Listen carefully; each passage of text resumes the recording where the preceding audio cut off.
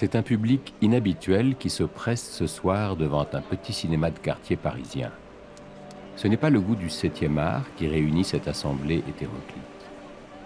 Au-delà de leurs origines et de leur parcours, ils partagent une aspiration commune, l'aventure.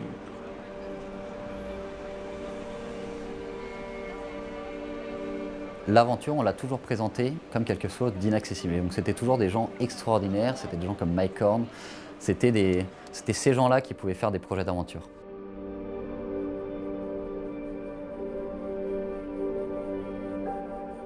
Symboliquement, en serrant ce bandeau, les participants à ces soirées Beyond acceptent de lâcher prise, de sortir de leur zone de confort. Ils sont guidés par des aventuriers émérites qui, tout au long de la soirée, vont partager leurs aventures dans leurs failles et leurs réussites.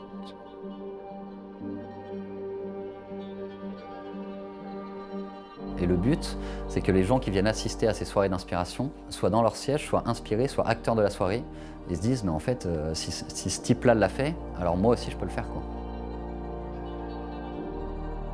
Créateurs de ces soirées, Mathieu Torder et Benjamin Ferré sont intimement convaincus que chacun peut faire de sa vie une aventure.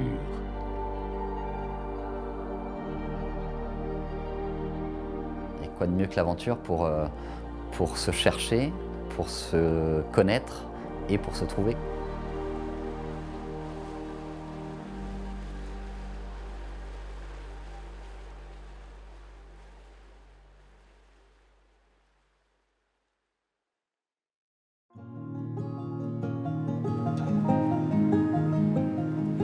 C'est à Calmé-la-Passagère, dans la maison familiale sur les bords de la Rance, qu'a grandi sa passion pour l'aventure.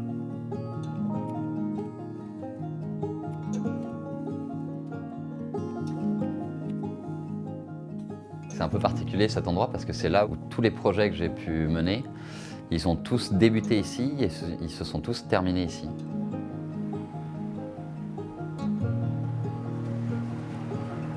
Je ne comprends pas bien pourquoi on doit caractériser les gens par le métier qu'ils font. Et donc moi, je ne sais pas très bien ce que je fais. C'est des punchlines pour LinkedIn qui marchent bien de dire aventurier, entrepreneur, conférencier.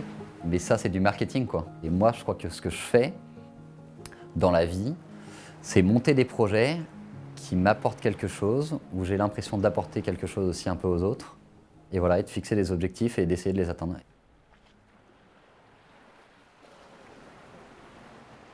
Le vrai déclic, ça a été le 4L Trophy. Je devais avoir 18 ans. Et on s'est lancé avec un copain 4 mois avant le départ du 4L Trophy. C'était une traversée du Maroc en 4L sur une dizaine de jours. Fasciné par l'aventure, il part en stop autour du monde, embarque pour l'Antarctique, tente une traversée de l'Atlantique avec 2 copains en suivant les étoiles au sextant. À chaque fois, ce qui m'anime, c'est de rentrer dans un univers où il y a peu de chances d'y arriver et où les gens autour se disent que c'est pas possible et en fait démontrer que c'est possible. Pour son prochain défi, Benjamin va tenter de participer à une course au large mythique. La Mini Transat, c'est une traversée de l'Atlantique en solitaire, sans assistance, sur les plus petits bateaux de course au large qui existent au monde, qui mesurent 6,50 m. Je ne connaissais pas cette course et c'est né en fait autour d'un verre à Paris. Je rencontre un mec qui s'appelle Olivier Taillard, que je ne connais pas. Et là, il me raconte ce qu'il a vécu en 2015 à travers la Mini Transat. C'est-à-dire des émotions extraordinaires, des rencontres fabuleuses avec d'autres navigateurs, un apprentissage de malade pendant 2 ans. Et il me raconte un peu ses émotions avec des étoiles dans les yeux et des pépites dans les yeux. Et à la fin de cette discussion, je lui dis « Moi, je vis ça et qu'est-ce que je dois faire maintenant ?» Je lui ai demandé quel bateau il fallait que j'achète. Il m'a dit le meilleur bateau que tu peux acheter, c'est les 902, pile poil, celui de Clarisse. Et je crois qu'entre le moment où j'ai rencontré Olivier et le jour où j'étais propriétaire de pile poil, il s'est écoulé peut-être 1 mois et demi, quoi. Et une fois que j'étais propriétaire de mon bateau, je savais que je ne pouvais plus faire marche arrière. Et en fait, je crois que inconsciemment, je me mets un peu dans la merde en me disant une fois que tu y es, tu trouveras bien les moyens d'en sortir. Le départ est dans 2 ans. D'ici là, il lui faudra parcourir 1500 milles nautiques en course et 1000 milles hors course. Mais il y a des obstacles auxquels on ne se prépare pas.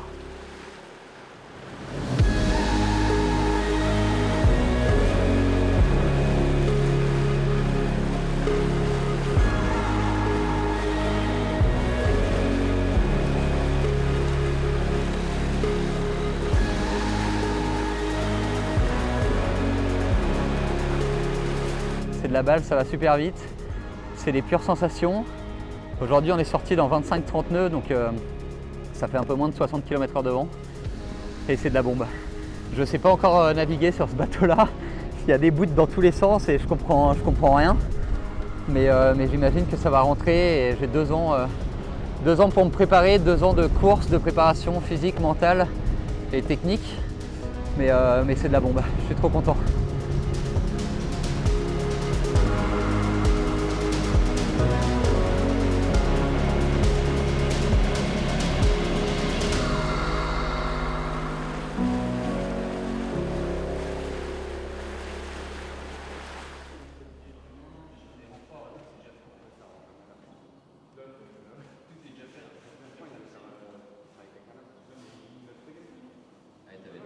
Je me retrouve avec un bateau à payer, donc avec des sponsors à chercher, avec un projet à monter, avec toute la découverte aussi de l'univers de course au large, parce que moi je connais rien à tout ça.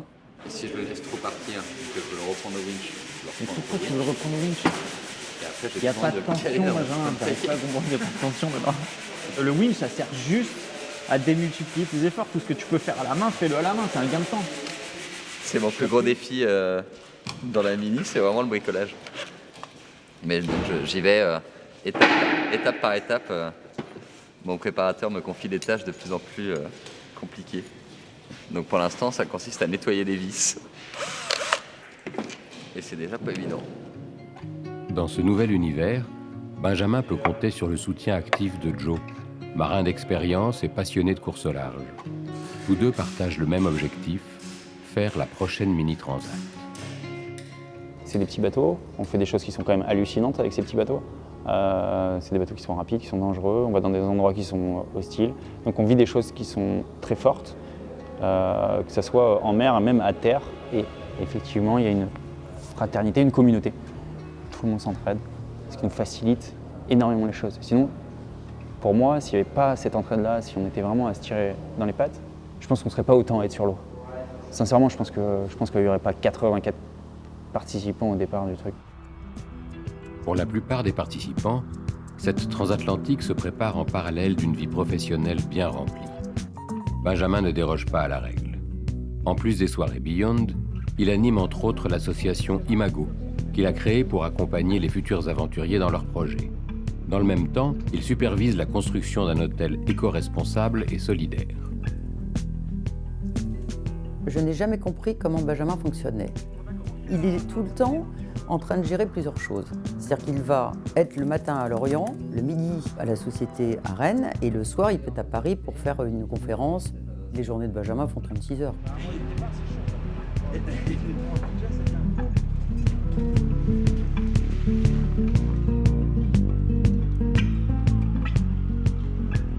Moi, je n'avais pas du tout anticipé ce que ça représentait la Mini Transat. Pour moi, la Mini Transat, c'était faire du bateau et en gros viser l'objectif de traverser l'Atlantique en solitaire. Préparation physique et mentale, formation à la météo, gestion du sommeil. L'apprentissage est laborieux. Les entraînements, ils sont assez intenses parce que plus tu pars de loin, plus tu dépenses de l'énergie aussi pour apprendre à gérer ton bateau. Et donc le soir, tu es complètement cramé. Moi, je sors des entraînements, je continue à renvoyer des mails, etc. Et ça, des semaines et des semaines et des semaines qui s'enchaînent. Ouais, organiser une rencontre. En fait, là, le dossier, il a été rendu avant-hier. Et ça, ce serait... parce que je ne sais pas trop comment ça se passe à ce stade-là maintenant, une fois que les projets sont rendus. Mais je pense que ce serait pas mal.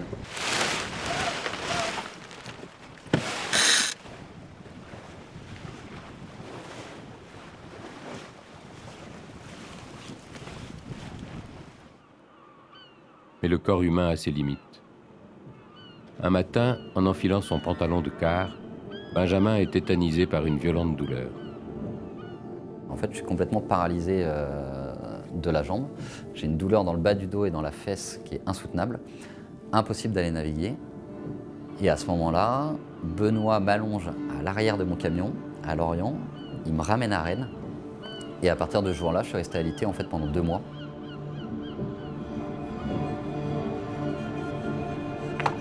Double hernie discale transligamentaire.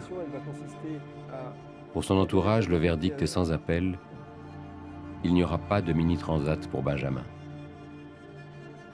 pour moi, c'était un monde qui s'effondrait, parce qu'à cause d'un pépin physique, je ne pouvais plus rien faire. À ne jamais vouloir ralentir, à toujours vouloir en prouver plus, il se retrouve dans l'impossibilité de faire quoi que ce soit. J'ai passé des nuits à pleurer dans mon lit, à me dire, 1, pourquoi moi, et 2, comment je vais m'en sortir, et je ne voyais pas le bout du tunnel. Pour rester dans la course, il fait le choix d'une opération risquée. C'était urgent parce que Benjamin n'avait pas une hernie, mais une double hernie discale. Et voilà, il aurait pu rester paralysé. Il a été opéré par des mains expertes qui l'ont sauvé.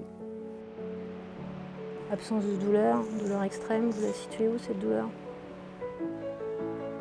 D'accord.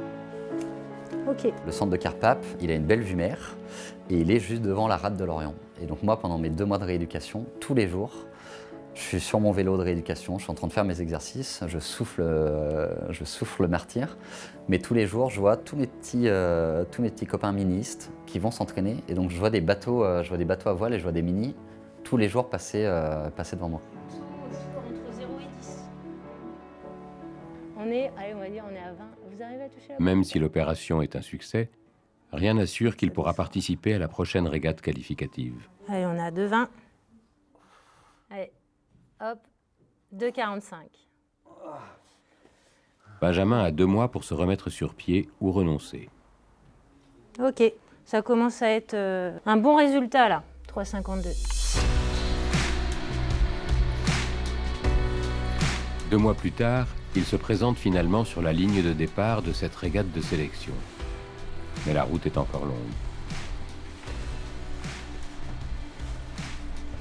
C'est la première fois de ma vie que je monte tout seul sur pile-poil. C'est la première fois que je participe à une course en solitaire. C'est la première fois que je vais faire une nuit seul sur mon bateau. Et donc moi, c'est la découverte absolue.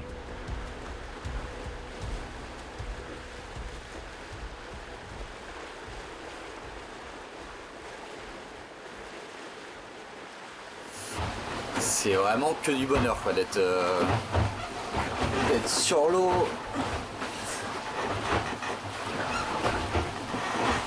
Après autant de temps là, putain, je suis content que le dos tienne parce que toutes les fois où j'ai pensé abandonner ou revendre le bateau machin parce que la hernie revenait. Et en fait ça marche quoi, fallait être patient et donc bon, j'espère que là je vais pas trop tirer dessus. J'ai l'objectif qui est marqué sur le bateau, c'est pas de faire un classement là, c'est de terminer la course.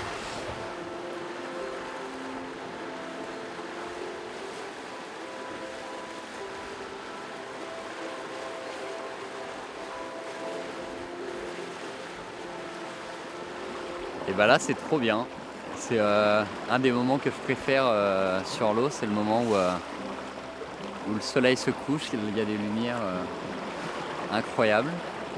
Et voilà, tout seul sur le petit pile-poil, qui avance bien, la mer est presque plate. Donc c'est royal, la liberté quoi. On est bien en mer.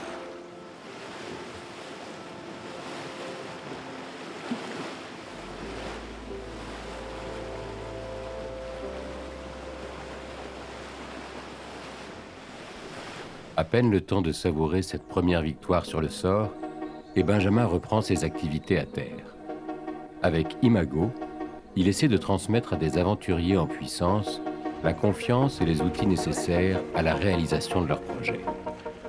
Je pense réellement que l'aventure est accessible à tous. Je pense qu'il y en a plein qui n'en ont pas conscience, qui ont cette envie au fond d'eux, qui ont un rêve inscrit au fond d'eux et qui ne savent pas comment s'y prendre, par où commencer. Et l'Imago Tour, c'est un espèce de séminaire d'aventure pendant 4 jours où on prend tout un tas de porteurs de projets, d'espèces de moutons à 5 pattes qui portent des projets d'aventure sportifs, écologiques et solidaires. Et le but, c'est de les immerger dans le monde de l'aventure et qui sortent de ces 4 jours avec un projet parfaitement ficelé et avec une envie de se lancer. Et en fait, tout ça, ça repose sur l'envie de transmettre certaines valeurs de l'aventure. Le plus beau cadeau que vous pouvez nous faire de ce tour, c'est de passer à l'action, de concrétiser vos projets. C'est hyper important pour nous et c'est ce qui nous donne l'énergie de renouveler ça et d'aller encore plus loin et de continuer à faire grandir Imago.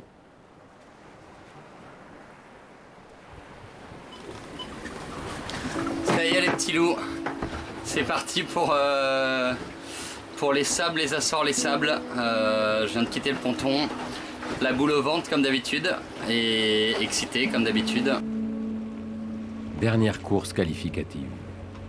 Le Mini 902 s'engage dans le mythique chenal des Sables d'Olonne. C'est marrant, en plus il y a un énorme nuage de brume devant. Derrière cette brume, le saut dans l'inconnu, la découverte de la vraie course au large. Les Sables d'Olonne, les Açores et retour, 2500 milles, 15 jours de course, le baptême du feu.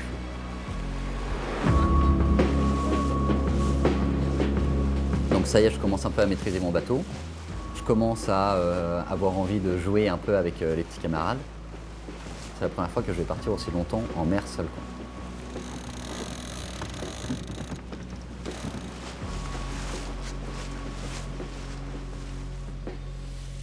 Petite douche, peinardos, personne autour, et on déboule à toute berzingue.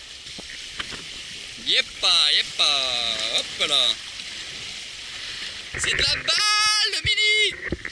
C'est assez indescriptible ce qu'on peut ressentir en mer. C'est qu'en fait on est seul face à la nature, sans aucun préjugé, sans aucun jugement. On se sent vivant, quoi. On se sent pleinement soi et ça c'est dingue. La personne qui a signalé être en panne de mer, vous me recevez ?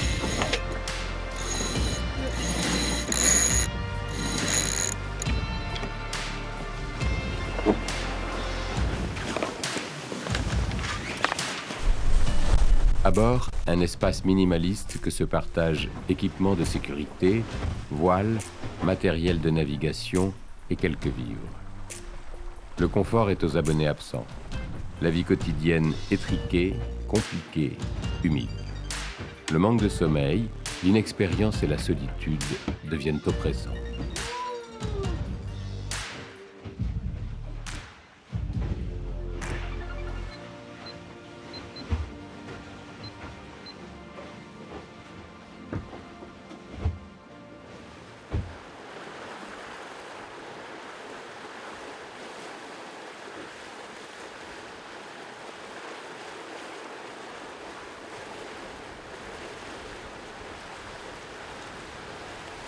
Après quelques jours cléments, les conditions se dégradent. La météo se durcit, la mer se forme. L'allure face au vent rend la navigation éprouvante.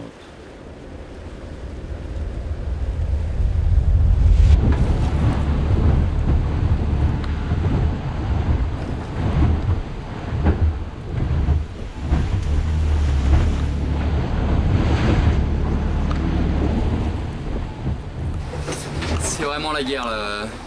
Ah, c'est 24 heures comme ça. Ah putain, mais pourquoi on fait ça, quoi? Pourquoi on fait ça? Je sais pas si je vais trouver la réponse plus tard, mais pour l'instant je me demande vraiment ce que je fous ici, quoi.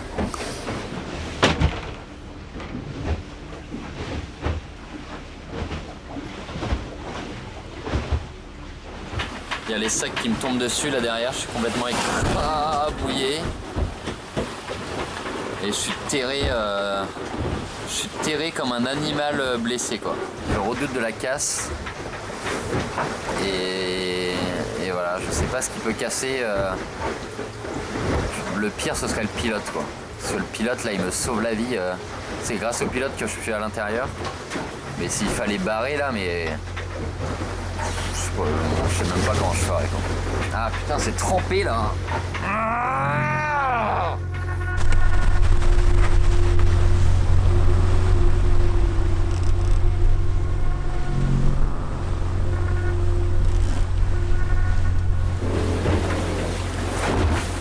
je viens de barrer 4 heures, j'ai plus de pilote automatique.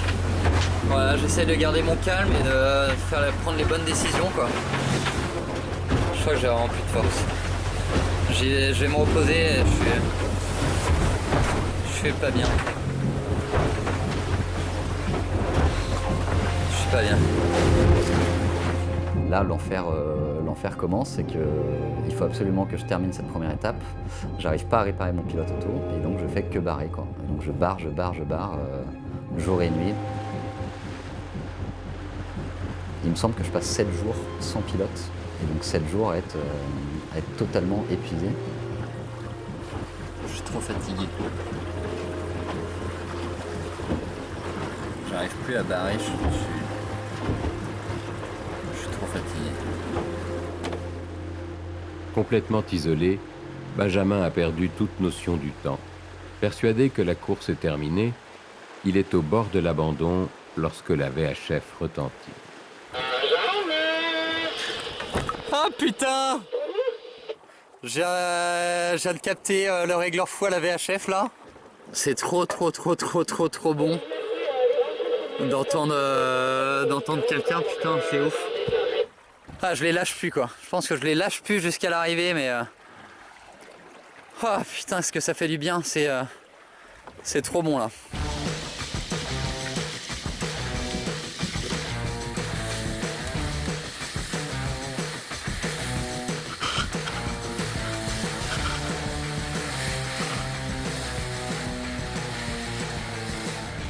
Nœuds de vent, pointe à 20 nœuds, Splimax, les dauphins, le soleil. Pouah. Allez, ça valait le coup d'en chier avant.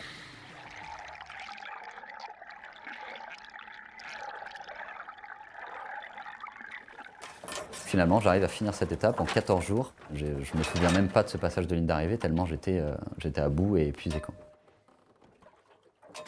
J'ai découvert qu'on pouvait aller chercher des choses qu'on ne soupçonnait pas. Et moi, vraiment, j'ai dépassé complètement ce que je pouvais imaginer. Et donc, je crois que quelque part, ça m'a donné une force énorme pour la suite. C'est que je me suis rendu compte sur cette étape qu'en fait, on était capable d'aller hyper loin, mentalement et physiquement.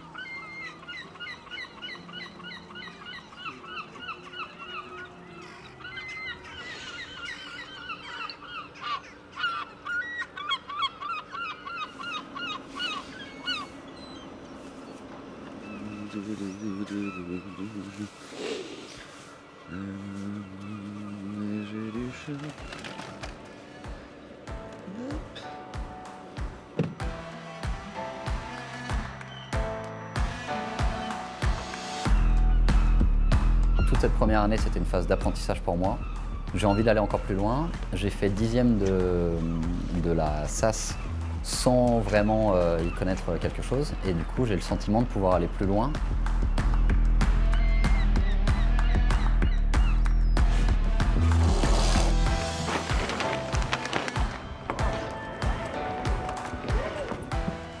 Pour accélérer l'apprentissage, Benjamin intègre le pôle de course au large de Lorient et rejoint les entraînements d'un coach reconnu, Tanguy Le Glatin.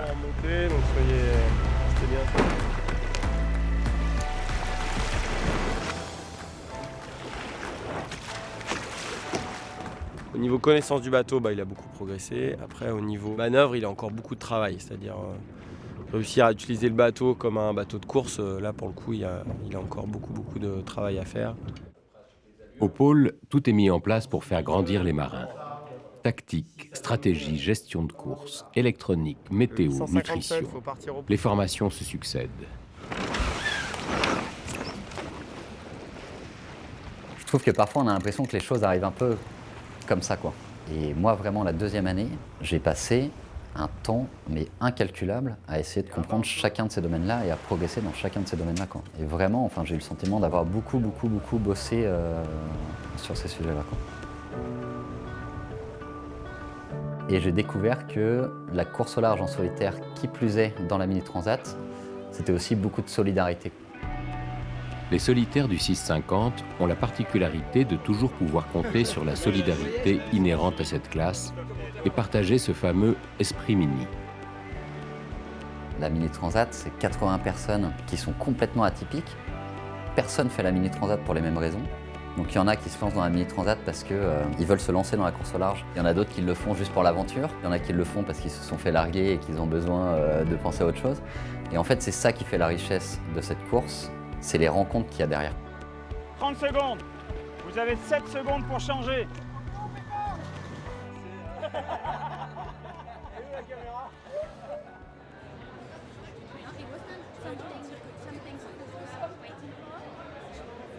Paris, 15 jours avant le grand départ. Benjamin a réuni autour de lui tous ceux qui ont permis la réalisation de son projet. J'ai toutes mes invitations partout. Bon, en tout cas, merci beaucoup d'être là ce soir, aussi nombreux. Cette soirée, c'est l'occasion de vous dire au revoir déjà, ou à bientôt en tout cas. J'ai eu la chance d'être entouré de manière bienveillante par un certain nombre de personnes et je pense que ces projets-là, on les réussit aussi lorsqu'on est bien entouré. Donc là, c'est vous que j'applaudis. Merci beaucoup. Parfois, les gens ne se rendent pas compte de l'aide qu'ils peuvent apporter. J'ai senti vraiment que j'avais un soutien inestimable. J'avais laissé à cette soirée-là un petit carnet. Chacun pouvait laisser un mot. Et ce carnet-là, je l'ai emmené en transat. Et dans les moments soit joyeux, soit vraiment difficiles, je relisais des petits mots des personnes qui étaient là. Et oui, ça te porte forcément. Seul en mer, sans assistance, sans moyen de communication, sur son petit voilier de 6,50 m, Benjamin s'engage aux côtés de 90 participants dans la plus solitaire des transatlantiques.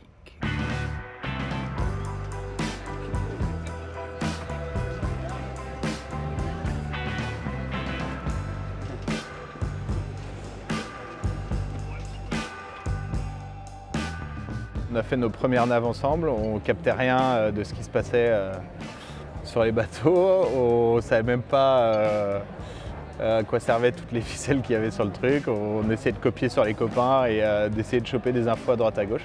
On ne pensait pas l'accomplir il y a 2 ans quoi. Et maintenant on y est, et c'est cool. Le Pierrot. Avec son Genac à la main. Pépin, comme tous, il partait de loin. Il a navigué pas mal puisqu'il avait fait une transat. Je pense qu'il n'a jamais peur, donc il n'est jamais freiné par la peur du bateau. Il a atteint un niveau qui est vraiment top, je pense qu'aujourd'hui, en tout cas, il va très vite, donc c'est super. Il a une grande confiance en lui et j'espère que ça ne lui jouera pas des tours sur ce genre d'événement qui est quand même où il faut savoir aussi être assez humble.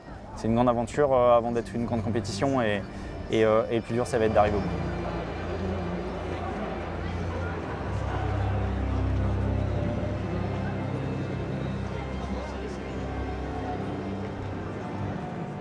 Et la gagne. La tête d'abord. Allez, on veut. Tu t'attaches bien? Ouais. Et puis il claque la manche. Et ça claque la manche.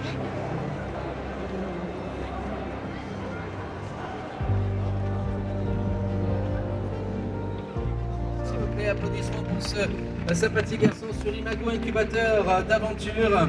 Il est entrepreneur, aventurier, conférencier. Il fêtera ses 29 ans aux Canaries, mesdames et messieurs. Alors on peut déjà lui souhaiter un bon anniversaire à notre ami Benjamin Féric.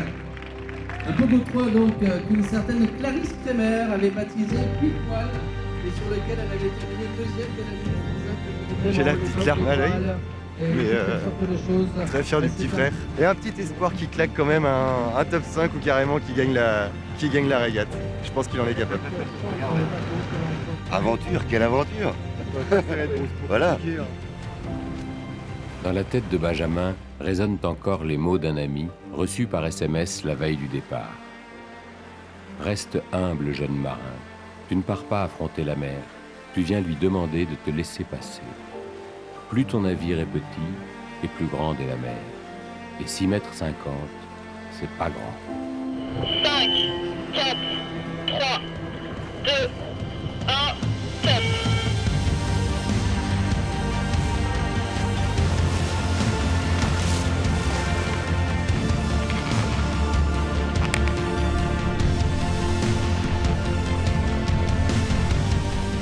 Après 9 jours de course, du golfe de Gascogne aux Alizés portugais, Benjamin termine cette première étape aux portes du top 10.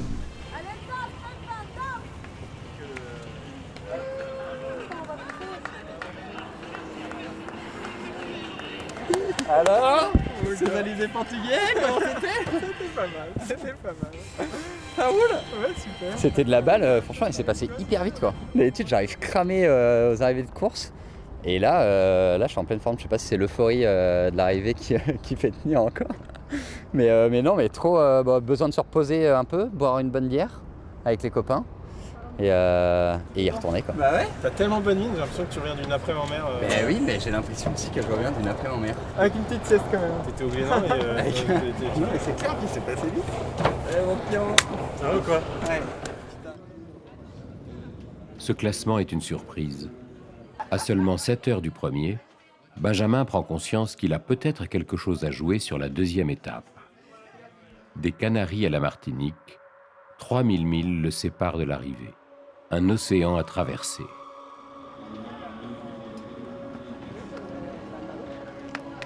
Don't go too fast. Wait for me. À l'autre côté.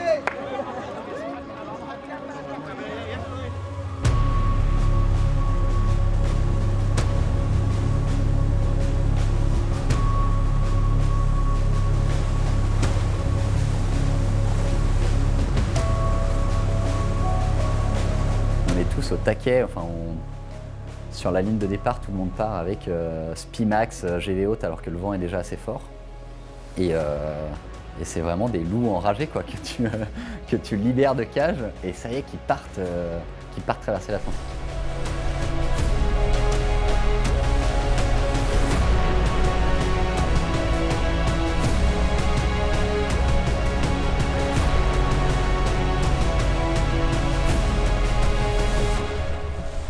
On est parti depuis 2 heures, c'est déjà grave la guerre. Stratégiquement, je crois que je suis pas mal. Si j'arrive à garder ce rythme-là, il y aura un truc à l'arrivée, quoi. Pour le 902, c'est un départ en trombe. Collé au peloton de tête, Benjamin veut tenir le rythme effréné imposé par ses camarades qui mènent la course dans un mouchoir de poche. Régler les voiles en permanence, optimiser sa route, ne pas oublier de manger, de boire, dormir, pendant 2 semaines. La bonne nouvelle, c'est que Pile Poil est toujours 2e. Route, réglage, rangement. Tous les conseils du coach et des autres concurrents l'accompagnent à bord. 6e jour de course, toujours 2e. Direction le soleil couchant, cap à l'ouest.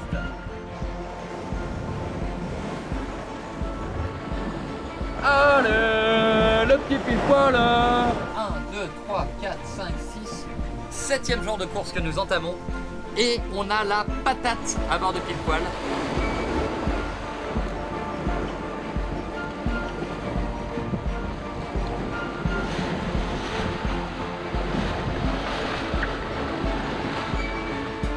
Pour le 11e jour de course consécutive, Pile Poil est en 2e position.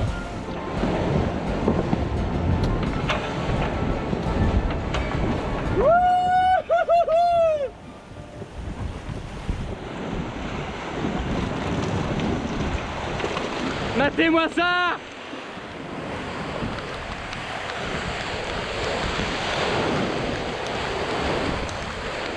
Ça c'est un gras, nom de Dieu! Oh putain!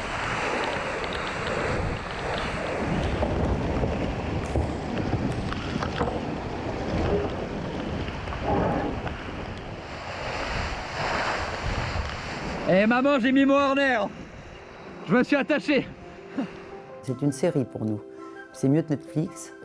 C'est cette petite balise qui bouge, qui remonte, qui repart. Tout à coup, on se demande si c'est endormi. On se pose des questions. On se dit, il est reparti en bas, il est remonté au nord, il est redescendu au sud. Est-ce que c'est stratégique? Est-ce qu'il s'est endormi? Est-ce qu'il a cassé? Là, on ne sait rien.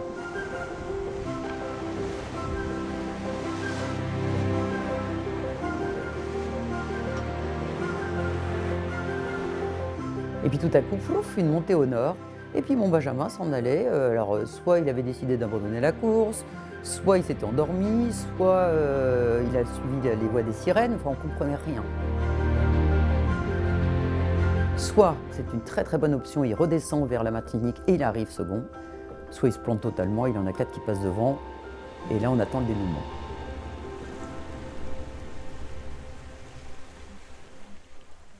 Le vent commence à disparaître et donc forcément le bateau ralentit. Et moi, à ce moment-là, j'ai l'impression d'être le seul à ralentir. Et que c'est 15 jours de travail acharné qui partent en fumée en quelques heures à cause d'une mauvaise décision. Sans nouvelles de la concurrence et de son classement, Benjamin ignore tout de sa position. La pression monte, la solitude commence à peser sur le moral et sur les nerfs. Pétage de câble.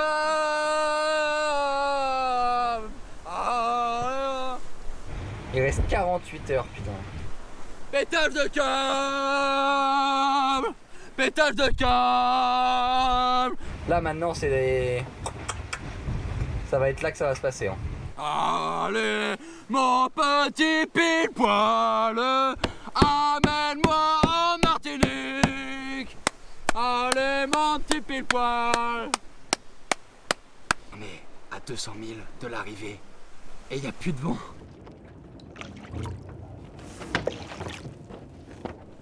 C'est sûr qu'on va se faire niquer à la fin, quoi. Je le sens venir, mais gros comme une maison. Il faut s'imaginer que moi, ça fait 14 jours que j'ai quasiment parlé à personne, vu personne. Et on se rapproche du but, et je sais pas du tout où j'en suis, quoi. Ah, putain! Je me suis bien fait niquer, là! Ah, quel con, putain! Allez, ma putain de bonne étoile! Si tu veux briller, c'est maintenant! Il fait trop chaud. Il fait chaud, j'ai plus d'eau, on n'a pas de vent, putain! C'est-à-dire qu'on voit la Martinique? On voit la Martinique. 10 000. Encore 10 000 pour rejoindre la ligne. Cette option nord valait-elle vraiment le coup? Benjamin rencontre un catamaran de croisière qui lui annonce sa position. Le deuxième série, il est arrivé. Hein? Il est arrivé, le deuxième série. La deuxième est arrivée? Ouais. Le troisième là? Ouais. Sérieux? Ouais, c'est le troisième là. Sérieux? Podium. Troisième, putain. Quatrième, c'est Félix qui est 11 000 derrière. Donc moi, il me reste 10 000 avant l'arrivée, mais putain, normalement, ça sent bon quoi. On y est presque. La terre est là, devant, tout près. Mais alors qu'il se croit proche du dénouement, pile poil est bloqué net.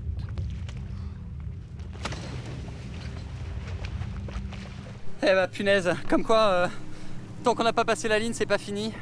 Je viens de me prendre un casier dans la quille et j'ai dû plonger, enlever le casier de la quille et j'ai gardé mon spi parce que je voulais pas l'affaler, le bateau est reparti et je suis remonté, je sais pas comment, par l'arrière et voilà, je suis sur le bateau et putain, j'ai envie d'arriver là.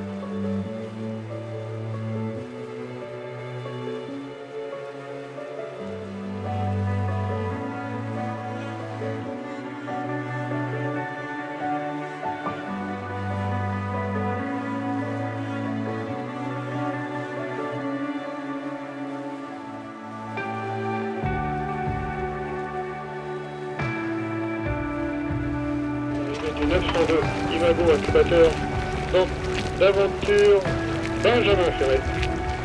Top!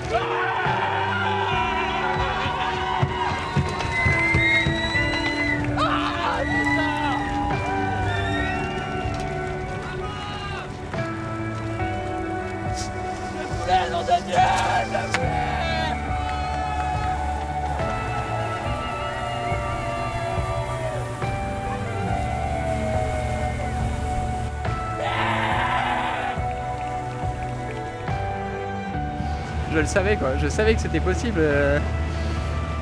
Je savais que j'étais capable d'aller vite, je savais que le bateau il était capable aussi, mais il fallait juste mettre le rythme pendant plusieurs jours et franchement j'ai jamais levé le pied quoi.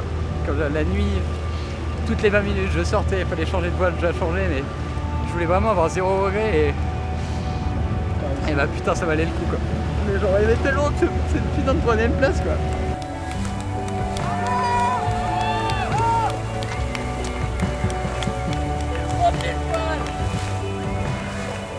Je souhaite à tout le monde de trouver sa mini transat et de l'accomplir parce que c'est un sentiment à l'arrivée, mais je pense que c'est pour ça qu'on est sur cette putain de terre, quoi. C'est pour ressentir ça.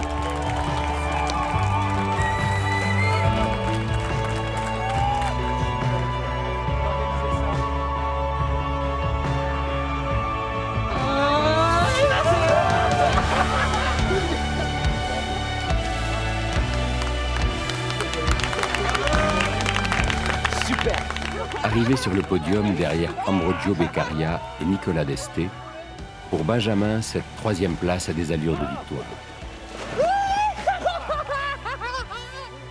Mais au-delà de la performance sportive, c'est simplement la joie d'un homme qui est allé au bout de son rêve. Là, tu peux la voir maintenant. Putain, podium, mon gars.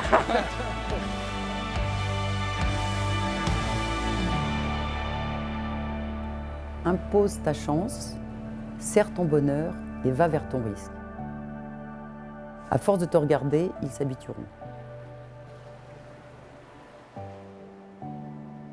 Je crois que Benjamin, c'est ancré en lui maintenant, il a donné un sens à sa vie et il ne veut plus revenir en arrière. C'est-à-dire que demain, il ne s'obligera pas à faire un truc qui ne lui plaît pas. Il avance, il a un projet, il en a un autre qui naît dans sa tête, qui sera peut-être différent de ce que je viens de vous dire, j'en sais rien. Mais je pense que de toute façon, l'histoire n'est pas finie.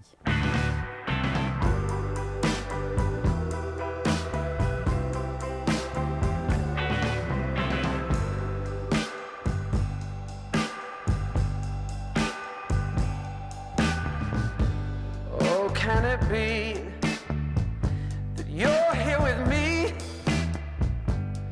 Let's start writing our own history. Let's take this road, oh, this winding, winding road. Let's just take the long way home. You've got me running in circles. I don't ever wanna slow down. Let's just keep spinning, spinning, spinning. Just keep going round.